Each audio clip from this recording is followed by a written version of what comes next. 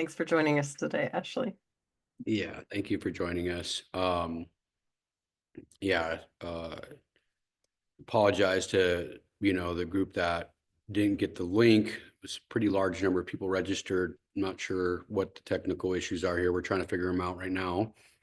But I'm Steve Sawyer, the co-founder of the Developmental Trauma Training Institute. I am a mental health clinician and substance abuse counselor for the last 25 years. The Cut from the Herd curriculum is the culmination of 25 years of work with some of the toughest addictions that are out there. And in that, even defining, we work and Cut from the Herd to redefine what addiction even means in terms of going beyond drugs or alcohol, but to any form of addictive, unregulated form of acting out when a person doesn't want to do that anymore. And so in that, I had some slides queued up that addiction is a much wider spanning definition than what most of the world views it, unless you're inside of that pocket. So if somebody's working with eating addiction, they know about eating addiction. Substance abuse and alcoholism are common, right, well understood and associated with that word addiction, but addiction is a far greater issue in today's world, whether that's screen addiction,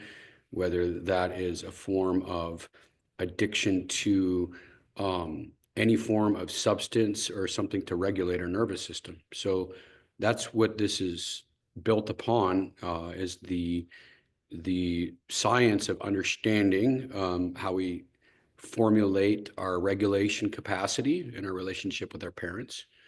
It starts very early in life. We get skills, we don't get skills, depending on what household you grow up in.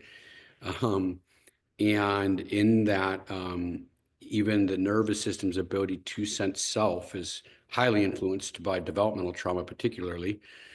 And in that, the sense of self and working to be able to understand how our nervous system became dysregulated, and then being able to bridge that gap to now how addiction plays into this.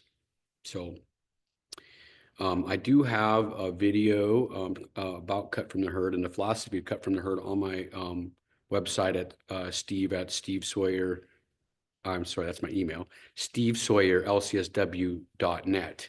And in there, if you go on and click on Cut from the Herd, in there, you'll see a video where I talk about the development of addiction from a perspective of how early stressed experience influences that, and then how relationship and connection to a caregiver is, and going to others for help is a part of that story.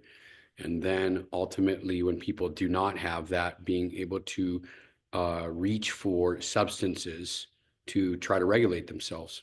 So that's what Cut from the Herd is really the foundation of where it comes from. The metaphor of Cut from the Herd is that when people grow up in early childhood stressed environments, developmental trauma households, or under extreme stress, when parents can't be responsive to a child, that separation that happens there implants a person with a feeling of aloneness. Their nervous system isn't taught to go towards people and to connect. And basically our mammalian / herd instinct to connect with others and be a part of the herd is highly compromised or even damaged or destroyed. So when we talk about the relationship that we go to for help, and it's our caregivers, and it's not when it's not there for us, we learn to take care of ourselves.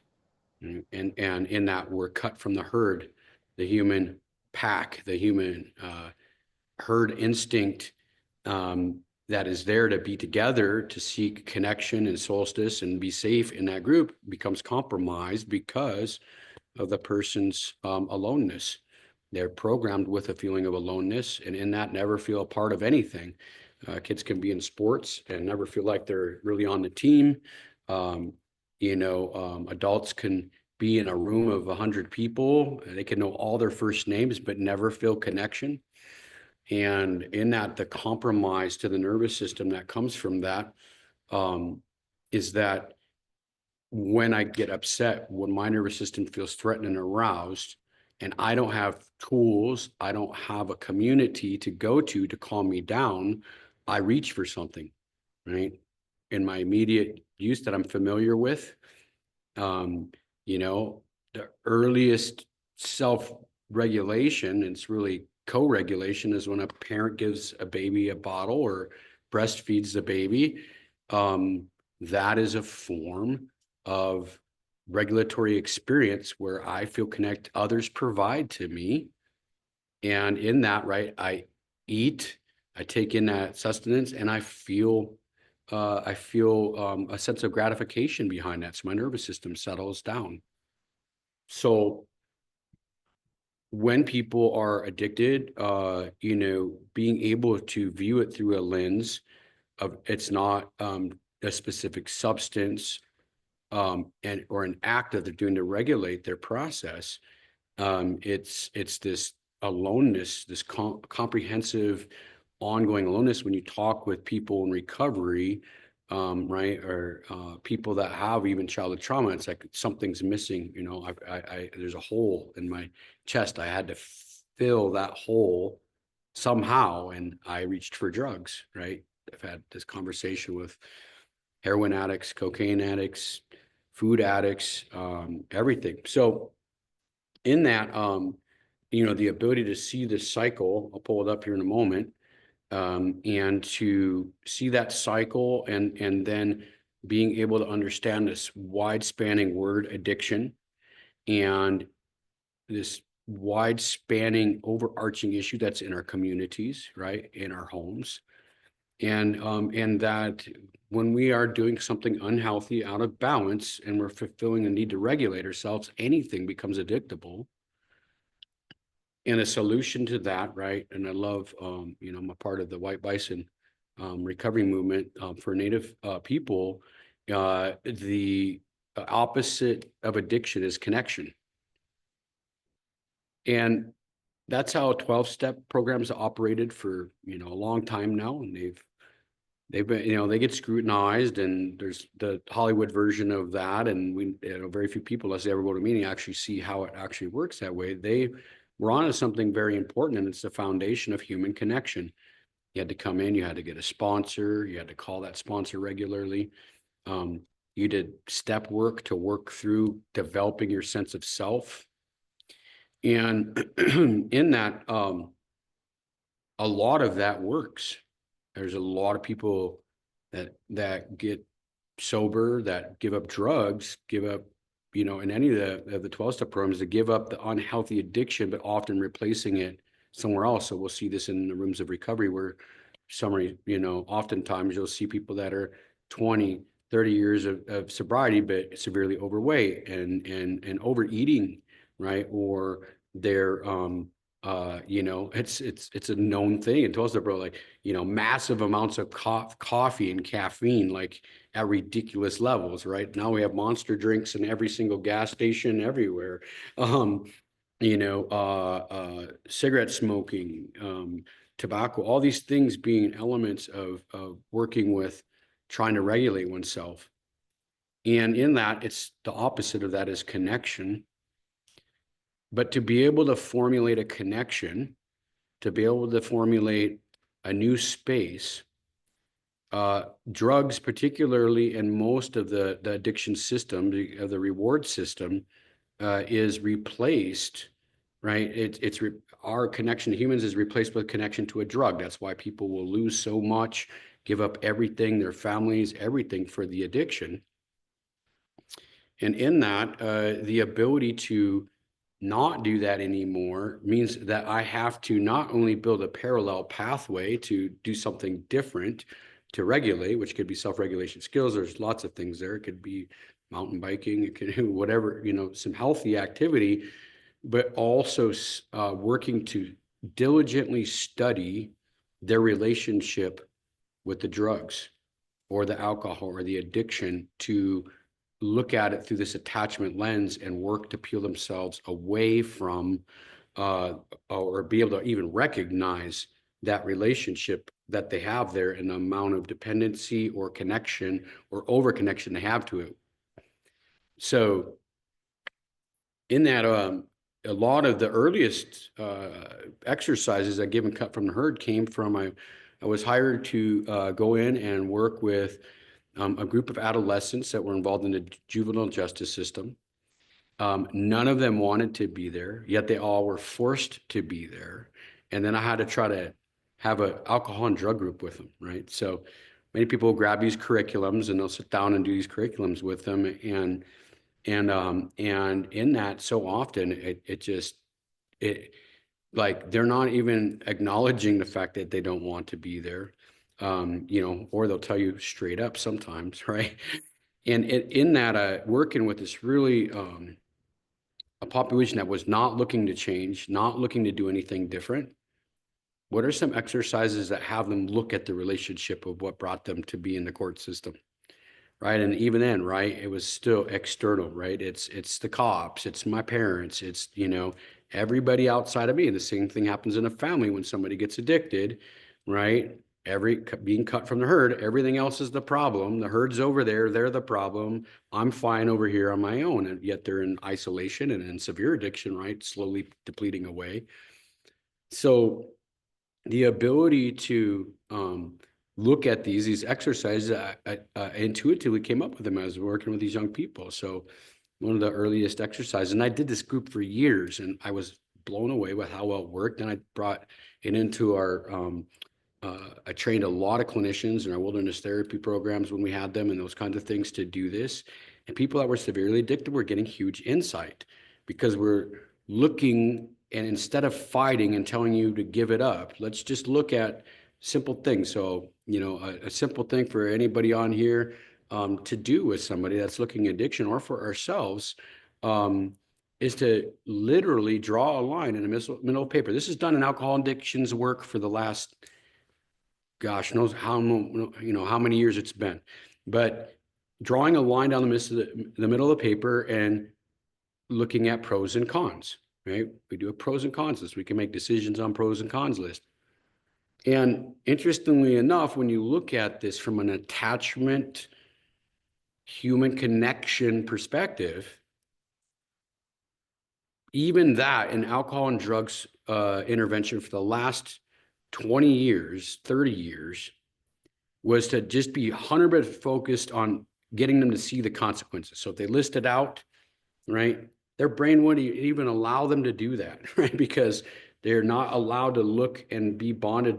They can't even, they know that their relationship with this drug or alcohol is under attack or whatever the addiction is.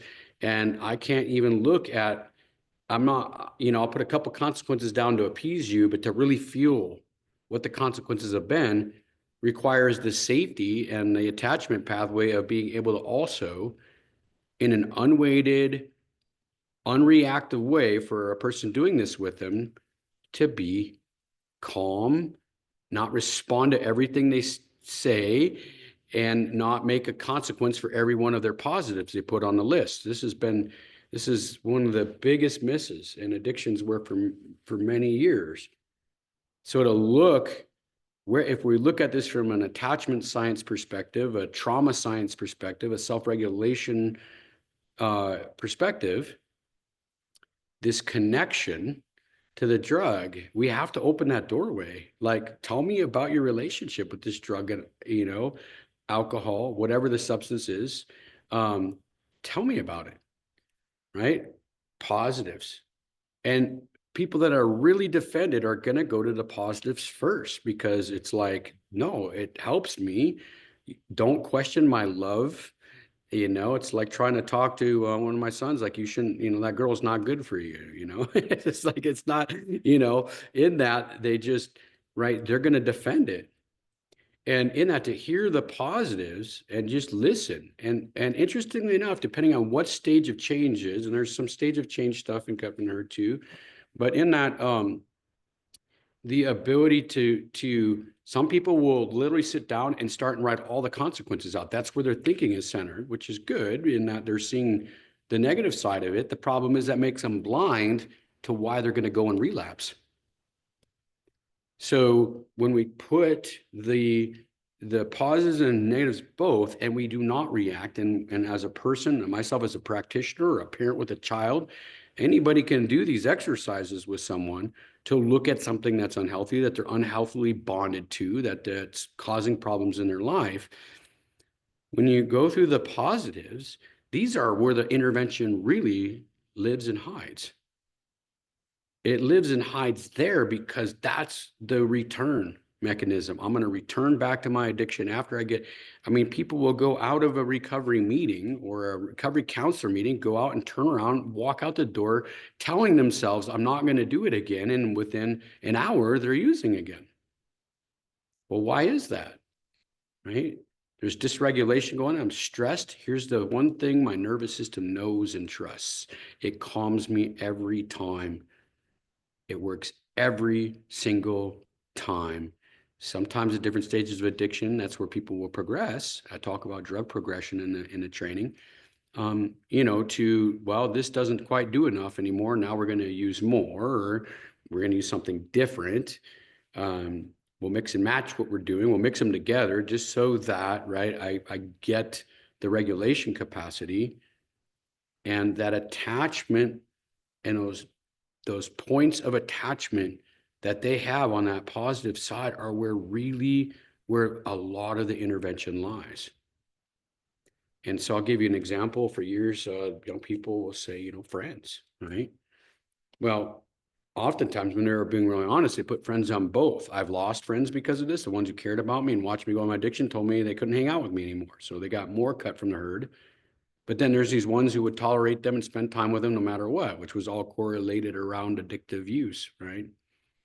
And so we take something like friends on that list, and a parent, a practitioner, a substance abuse counselor, a therapist, doesn't matter who you are, right away. But your friends, and you're already made an untrustworthy, you're now the adversary, right? You're attacking their love.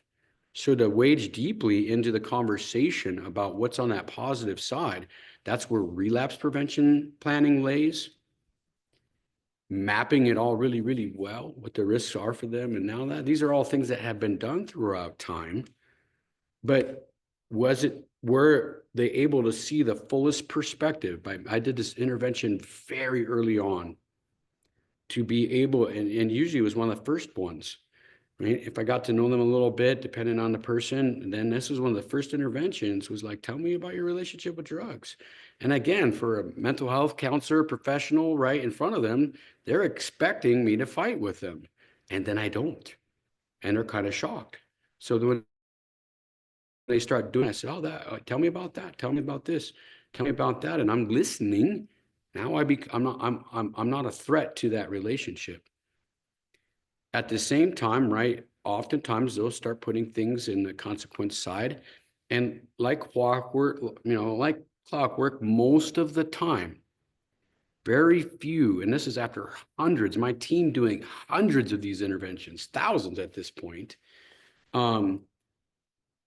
If we did that well, all the consequences showed too, and the consequences usually came out longer.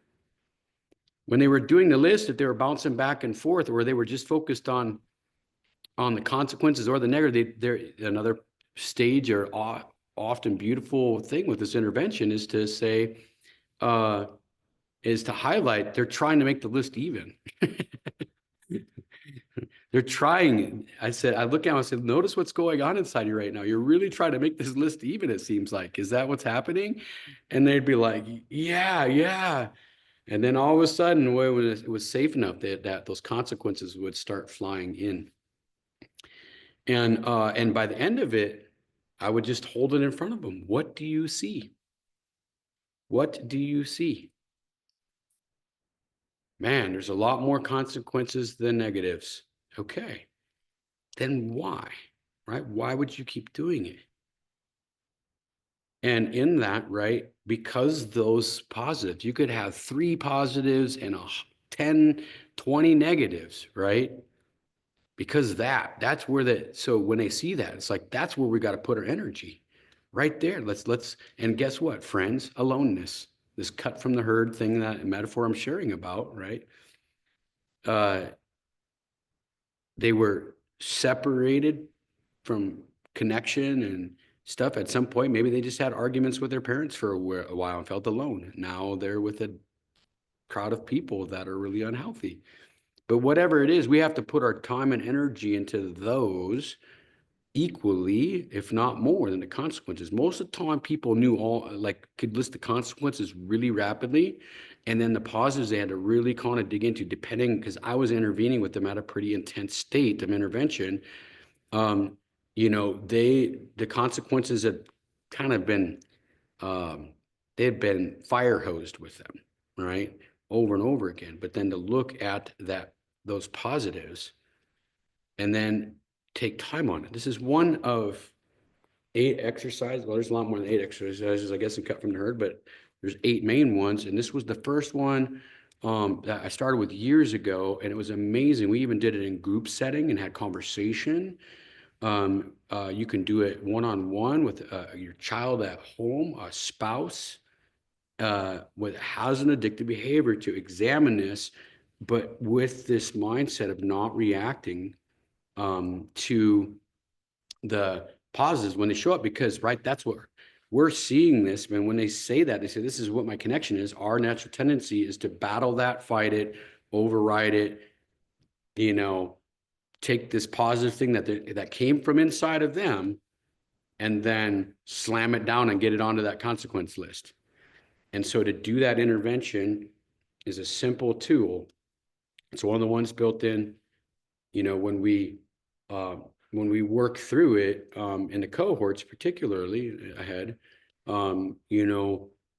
hearing what people bring back, what's their experience with the exercise. This is the advantage of doing the cohort element of the training, is that the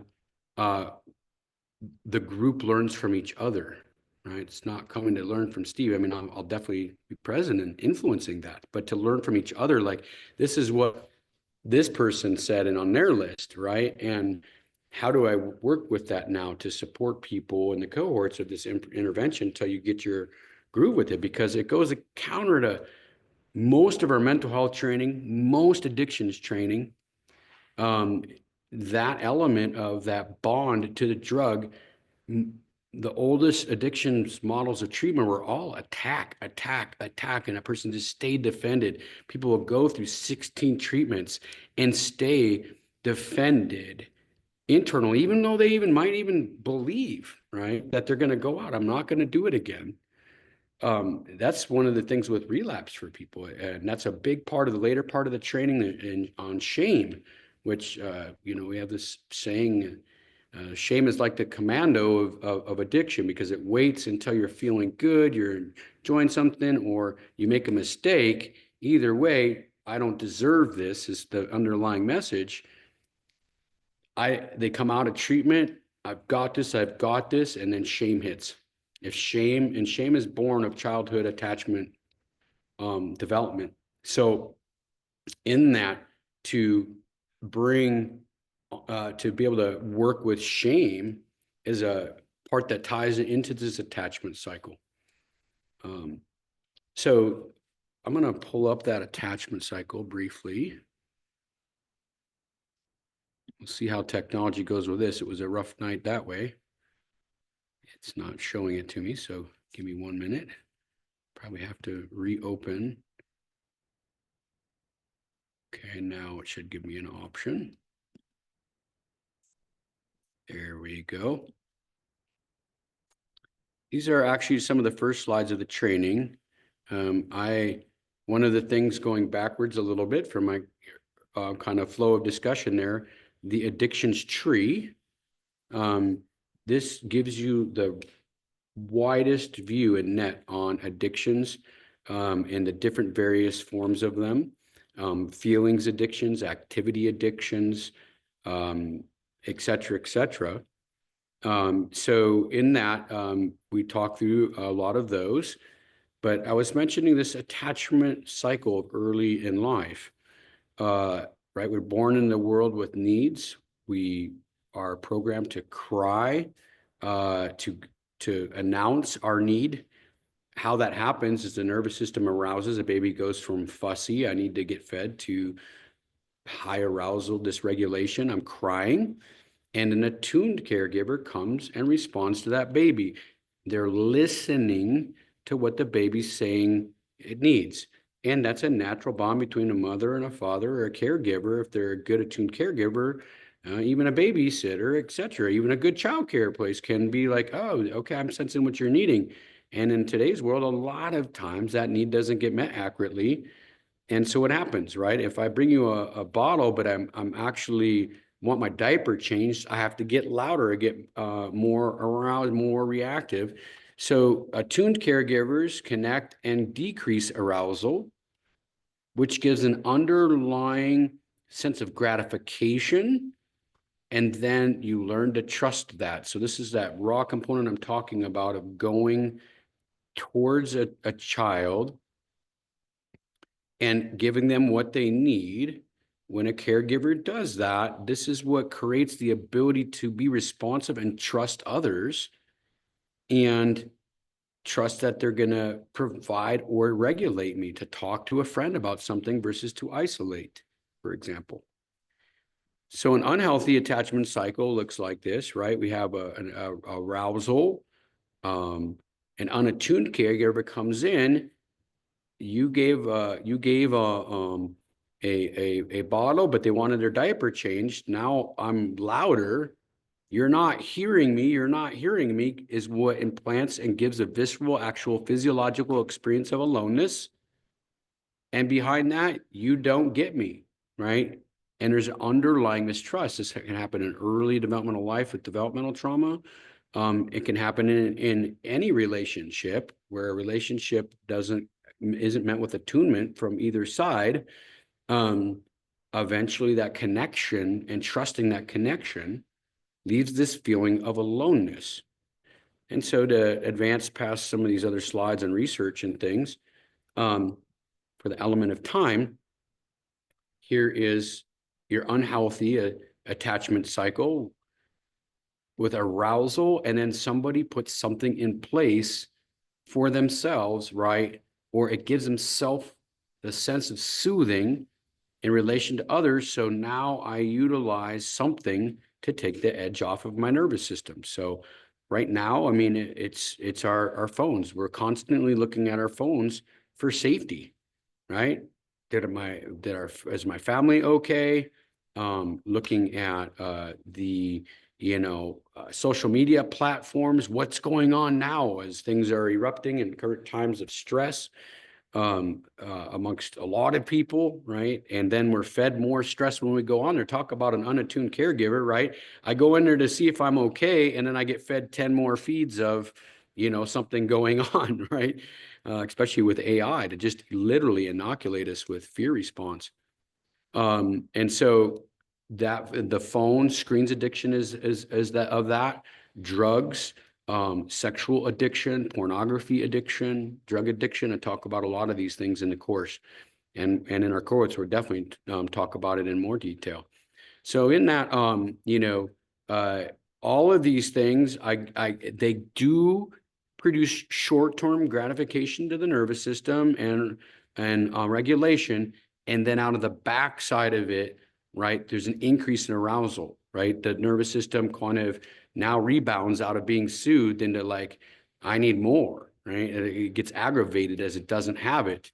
And so when it comes to relationship, this mistrust, mistrust of others who are going to attack my relationship. Eventually people have a mistrust even there's an underlying mistrust with what they're addicted to, right? When addiction gets really severe and the consequences are really, really high on anything, it's like, geez, I don't want to do that again. But it helps me. But man, it's costing me relationships. And that's where people's kind of space of change starts to open, is when I recognize, right, that there's this consequence to what I'm doing, and being able to also recognize, right, this positive that it's bringing to me, like that pros and cons list. So with that, that's kind of the foundation of some of the teaching in here. Again, We have 9 modules, detailed work spanning shame, relapse prevention work, lots of things around developing the stages of self-regulation and being able to have a good sound foundation of that before somebody's like, just, I mean, if they've already quit, that's fine. It makes the quitting a heck of a lot easier when your nervous system isn't screaming to go back in that direction. We can run a parallel pathway to it. So that's a little bit of an introduction to Cut from the Herd, the philosophy.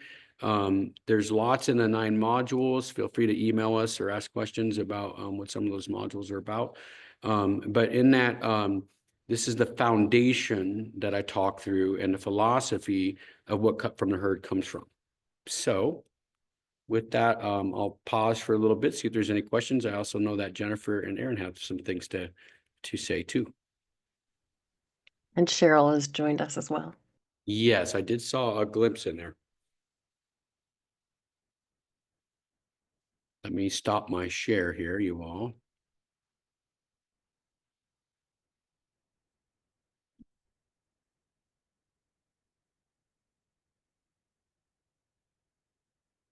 Okay.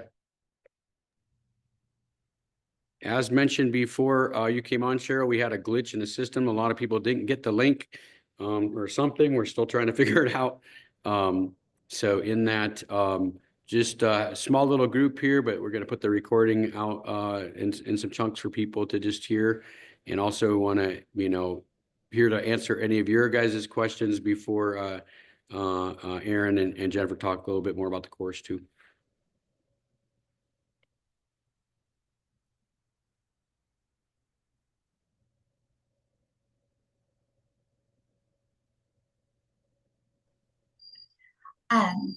I can ask, do you incorporate brain spotting or any of that technique into this program? So very limited. Actually, no. Yes, I am a brain spotting trainer, phase 1, phase 2, the developmental trauma model writer.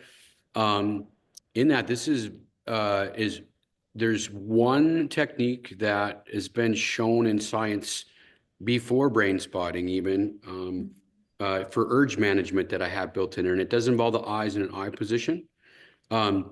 Obviously, using brain spotting to heal developmental trauma is a huge part of this equation if we're being thorough, right? This course is a very focused trajectory of getting the doorway open, right? To start to relieve some of that attachment connection there.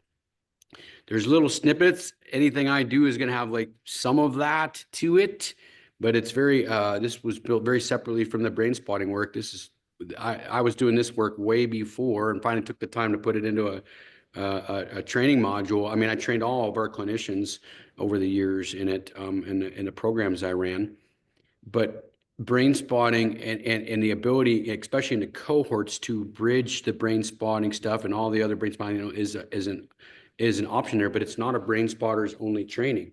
It's for all clinicians. It can, depending on cohorts and who we have show up in the cohorts. I mean, parents can be taught these things. Spouses can be taught these things. Anybody who's interfacing with addiction can actually start to apply this stuff very strategically with simple exercises that start to open the doorway. And right, in that for the fullest healing, right? Of course, like that's something I believe in, and it's not built into the course.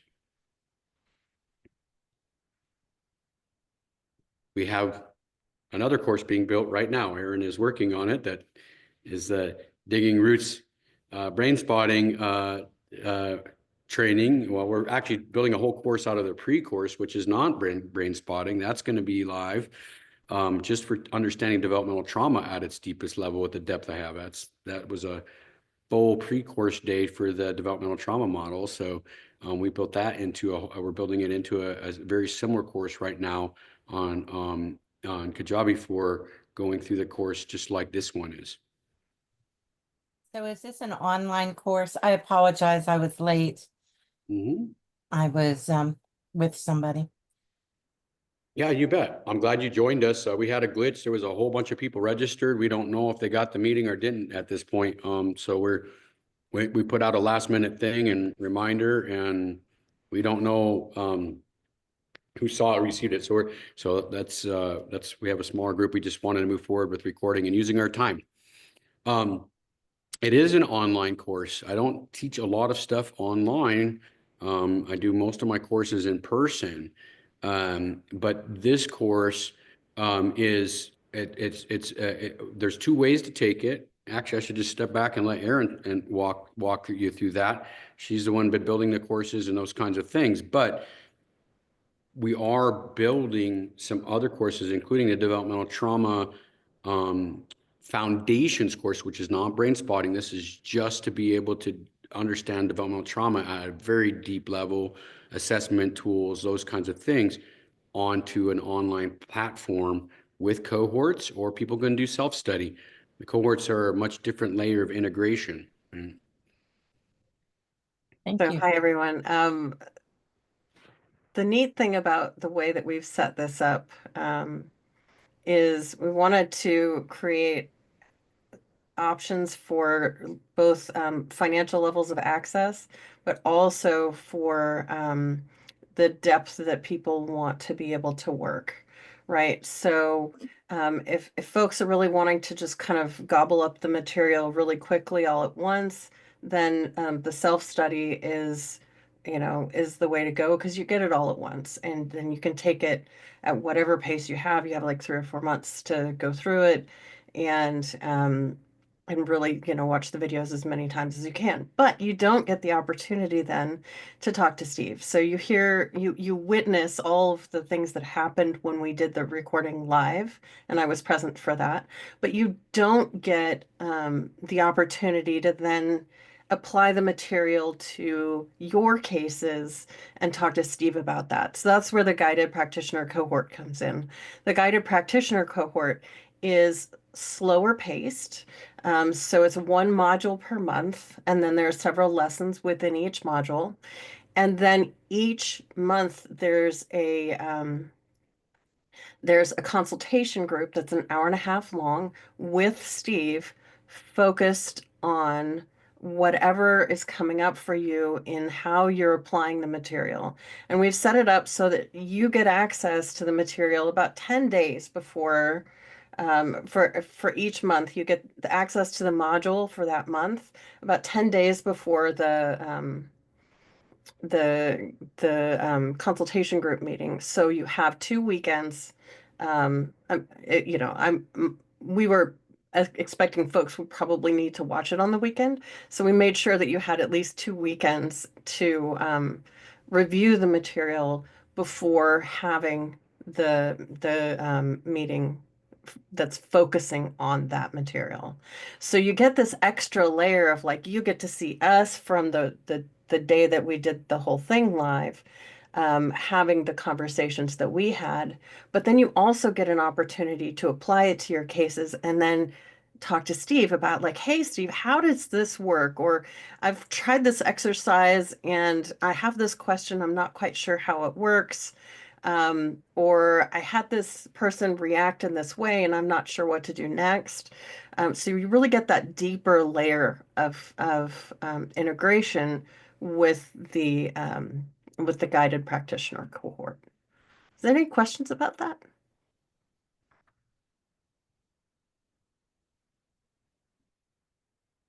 Yeah, this course and design really came from, I don't do a lot of online courses. Once in a great while, I'll do a little talk, Facebook Lives, these kinds of things I do.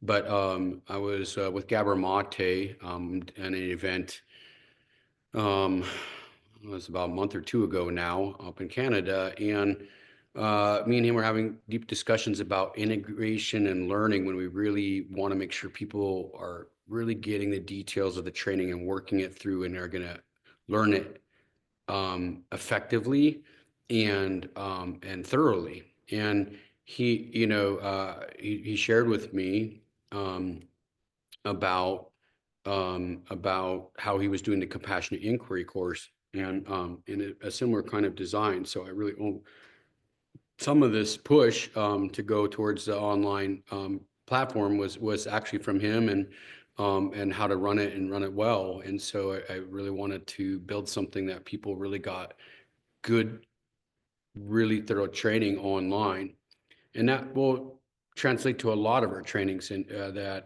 are queued up. We have a shame course coming up that we're building, myself and my colleague, longtime Josh Delahan.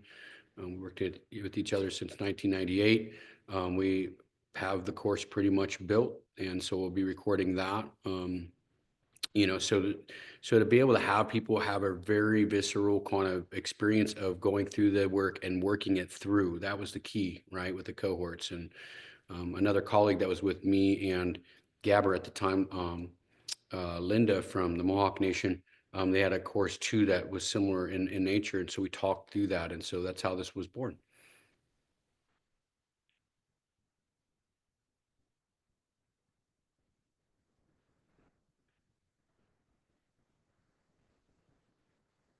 Ashley, you were muted just there. I'm not sure what you said. My dogs are barking. Sorry. Oh. I was trying to I can relate to ask that. them nicely not to. I have some very talkative dogs sometimes too. Yeah. Mine have been well behaved through this. So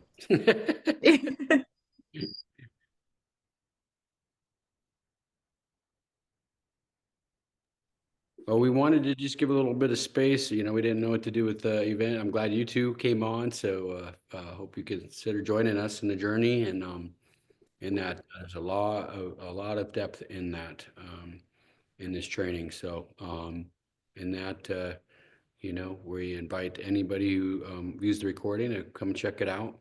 I know I wanted to give Jennifer a moment to just share anything about DTTI that people should know about from the. And Cheryl, did you have a question? It looked like you might have. Yeah, I did. So if you don't start with the cohort now, when would be the next time you do it? Great question. That is all based upon demand. If you wanted to have your own cohort of your own people, we could start it pretty much whenever. We can schedule it that way. Oh, well, I'm one of those that's cut from the herd. Yeah, understood. Well, tell your colleagues about it. Say, man, I was on this recording. Check this out. People that out there, because in that we can formulate a cohort, and that's part of my desire in the long-term and vision for it. Right, is a cohort of parents. I have some great people to work with that. A cohort of addictions people, therapists. And so in that, I don't have an answer for you right now. We're just trying to get this one off the ground and going, and then from there we'll build upon that.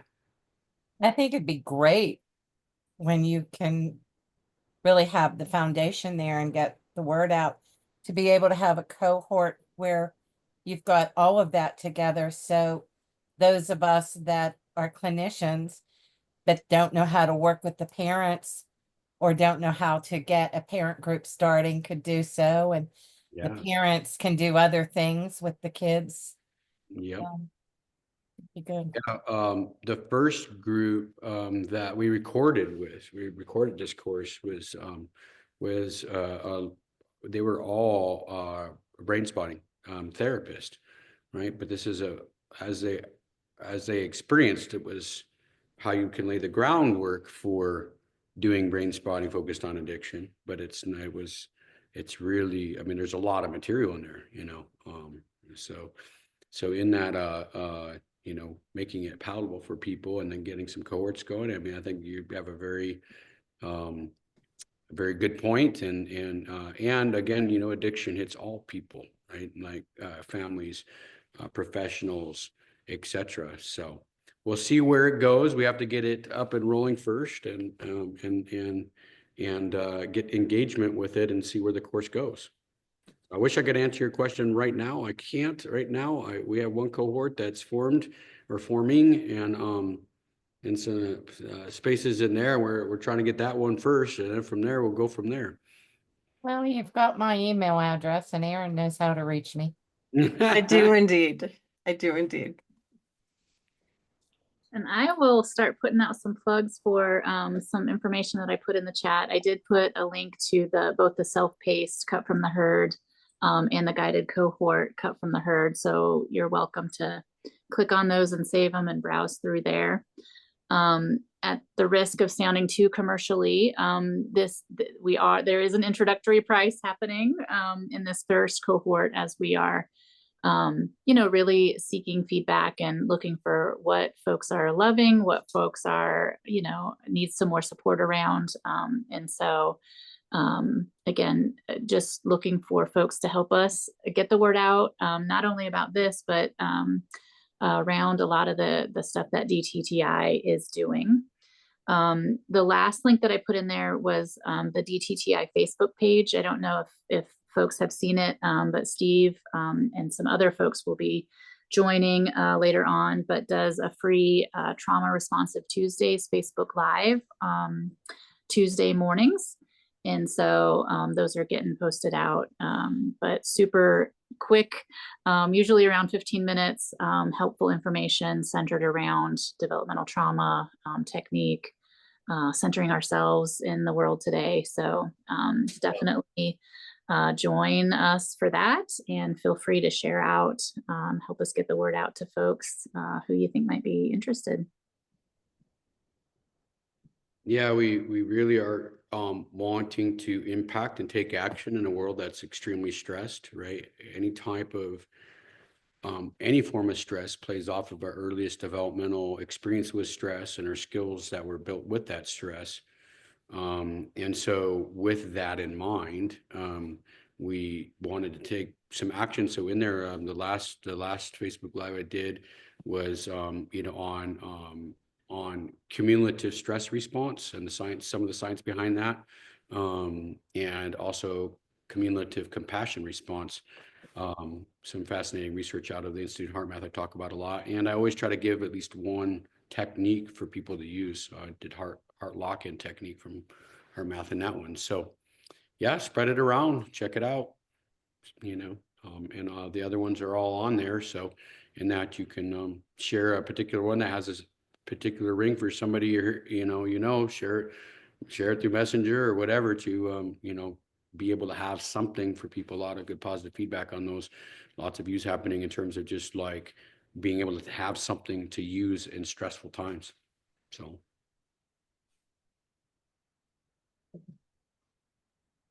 Definitely having something to use in stressful times is needed. And so do you work with 12-step groups directly? I have. I mean, I usually share openly, and I think I do in the beginning of training. I mean, I'm 30. I just last Friday got my 33 years of sobriety, and I'm highly involved in 12-step programs. And so that work and the elements of that, right, are talked about, and I talk about different kinds of recovery programs that are out there in different ways at a certain point, particularly towards addiction. So I don't know if that answers your question exactly. Oh, I was curious. I've offered help to several sober living houses for their Yeah. people. Yeah. One of them has really been helping his people recognize that they've got certain parts and that they actually have trauma by talking to them about their childhood, what was like with mom, etc. But nobody has wanted to do it. And Yep. and honestly, the emotional regulation tools that could be taught would make such a huge difference in their lives. Yep. It would. I mean, in that, hopefully, solutions to today's problems is getting harder for people to find, right? And so in that, addiction across the board, these groups, like them being able to have something that's palatable to work with, is to be able to take action, right? Like, so yeah, no, that's definitely a work in addictions programs haven't necessarily probably marketed enough to a lot of the connections we have that way too, you know, so. So long I list, haven't really marketed it. yeah, Obviously I've got clients that have addictions with trauma, et cetera, and actually they're all doing well. But they've got to be at a place that they're really ready to work. yep, I'm not the therapist for everybody, and I'm usually not the therapist for the newbie. They need to get more stabilization. I can teach them some of that, but they definitely need to have some stabilization before they start doing the trauma work. yeah, yeah. Okay, well, thank you too for joining us, and the recording is watched by the people. I don't know what the glitch was, but sorry that some of you didn't get the Zoom meeting, so in that we were supposed to have a much larger group here, but we made it count while we did. Intimate connection. That's That's right. right. Lovely to see you, Cheryl, and get to meet you, Ashley. Yeah, Absolutely. Thank you, Aaron. yeah. Thank you, Thanks. guys. Congratulations. Nice to meet you all too. You too. I've been wanting to meet Steve, but I'm not able to do traveling or face to face really, so that's probably Understood. not gonna happen. I'm a Zoom away. Oh, that's good. Okay, Take All care. right. thanks. Have a great night, everyone.